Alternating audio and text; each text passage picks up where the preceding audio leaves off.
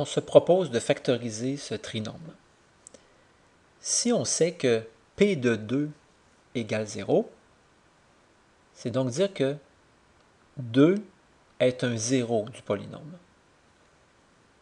En ce cas-là, on peut réécrire P de x comme étant un facteur x moins ce 0 multiplié par un autre facteur mystère.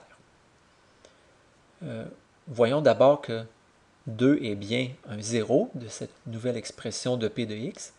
Si on fait P de 2, on remplace x par 2, et on voit bien que le premier facteur est 0. P de 2 est donc 0 fois quelque chose, qui donne bien 0. 2 est bien un 0 de P de x, écrit sous cette forme. On reprend tout ça. Si P de 2 vaut 0, c'est que P de x peut s'écrire comme un premier facteur x moins ce 0, multiplié par un facteur mystère qu'on doit déterminer. Pour le déterminer, on dit que x fois le premier terme de ce facteur mystère donne 3x carré. C'est donc dire que le terme mystère est 3x. x fois 3x donne 3x carré. De même, si on cherche moins 2 fois quoi va donner le terme constant, plus 10. C'est moins 2 fois moins 5. Voilà la factorisation complétée.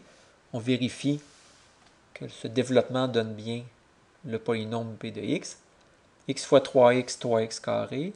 X fois moins 5, moins 5x. Moins 2 fois 3x, moins 6x. Moins 2 fois moins 5, plus 10. Moins 5x moins 6x donne moins 11x. On a bien le polynôme de départ.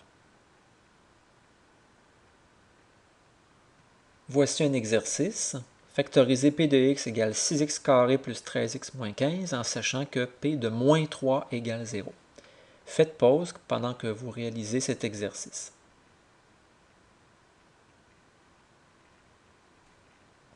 Si P de moins 3 égale 0, c'est dire que moins 3 est un 0 de P de x. Ainsi, P de x peut s'écrire comme un premier facteur x moins ce 0 multiplié par un facteur mystère. On réécrit x moins moins 3 comme x plus 3 fois le facteur mystère. On tente maintenant de déterminer les termes du facteur mystère. X multiplié par le premier terme du facteur mystère doit donner 6x carré. C'est x fois 6x qui donne 6x carré. Maintenant, 3 fois quoi donne le terme constant de P de x, moins 15. C'est 3 fois moins 5. Et voilà la factorisation complétée.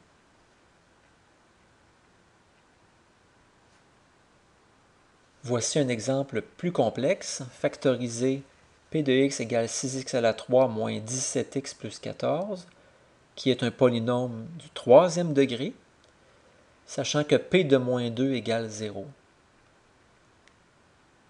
Si P de moins 2 égale 0, c'est que moins 2 est un 0 de P de x. P de x peut s'écrire un premier facteur x moins ce 0 multiplié par un facteur mystère.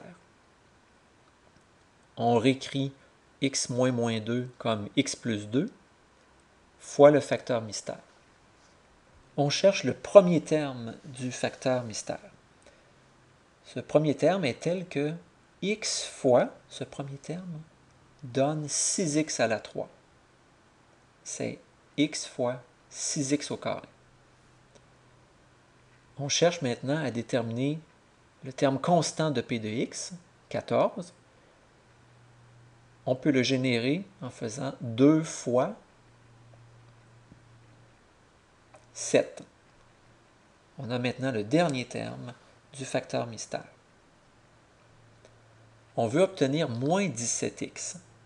On a déjà 7 fois x qui nous fournit un terme en x qui est 7x.